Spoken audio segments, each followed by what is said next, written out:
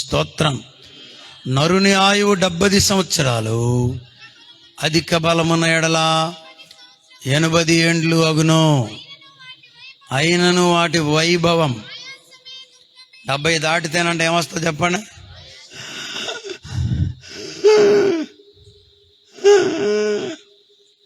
ఆయాసం అంట, కష్టం. యేసు రక్తమే చెయ్య. నువ్వు తాగకూడని అన్ని తాగితే నీకు 80 దాకా కాదు చెప్పండి, 30లోనే వస్తాయి. పిల్లి గురకలు, ఎలక కోతలు. దేవునికి స్తోత్రం. రక్షణ దినము ఇదే. చదువురా. గతించును, ఎగిరిపోవుదము. మోషేనే రాశాడు అయ్యారు ఎగిరిపోదామని.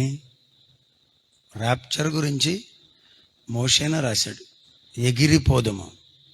ఎగిరి కృపను మీరు పొందాలి.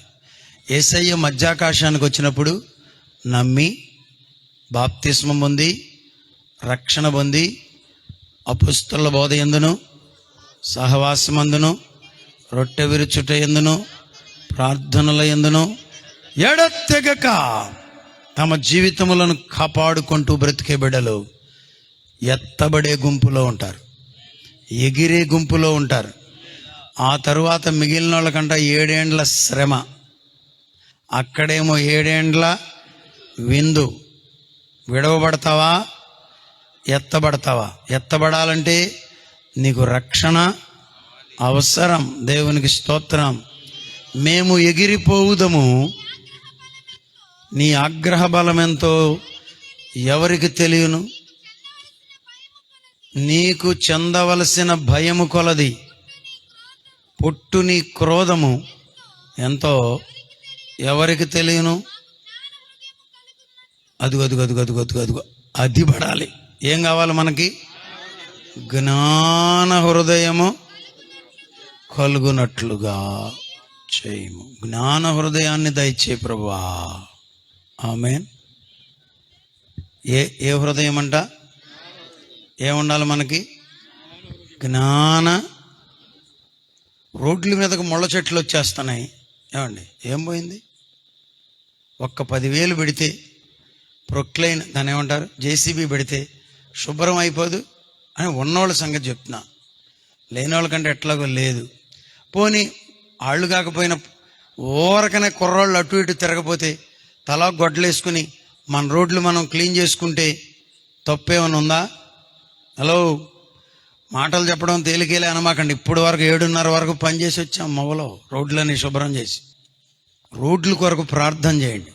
క్రైస్తవులు కూడా ఎన్నో, మీరు ఏంటో ఎప్పుడు కొంతమంది ఉపవాసం ఉంటున్నాను గయ్య గారు. దేనికోసం? ఒక్కళ్ళన్నా రోడ్ల కొరకు ఉపవాసం ఉన్న వాళ్ళు ఉన్నారు ఇక్కడ? ఉండండి. బిడ్డల క్షేమం కొరకు ప్రార్థన చేయండి. రోడ్లు బాగుండాలని ప్రార్థన చేయండి. ఆర్థిక పరిస్థితి మెరుగుపడాలని ప్రార్థన చేయండి. దేవుడు మిమ్మల్ని జ్ఞాపకం చేసుకుంటాడు. హల్లెలూయా. ఏమన్నాడు అక్కడ? అదుగో అది కావాలి ఇప్పుడు మన దేశంలో. జ్ఞాన హృదయం. స్తోత్రం. ఏ హృదయం చెప్పండి? జ్ఞాన. వెళుతున్నావు, పేడకాడు కనపడింది, వెనకమాల గుంపు ప్రజలు వస్తున్నారు, నువ్వు అక్కడ ఆగు. అమ్మ ఇక్కడ పేడ ఉంది, కొంచెం నువ్వు వెళ్ళు, అమ్మ నువ్వు అటు వెళ్ళు అని పంపించాలి. వెళుతున్నావు, ముళ్ళమండ కనపడింది, ఆగు.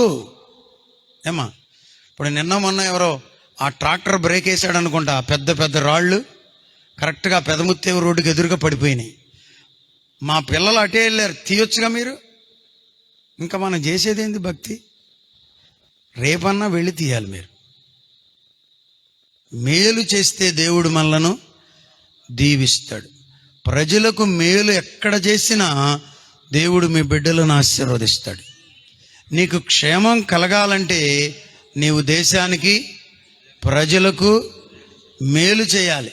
కనీసం మేలు చేయలేకపోయినా కీడన్నా చెయ్యకుండా ఉండాలి. స్తోత్రం. హల్లెలూయా.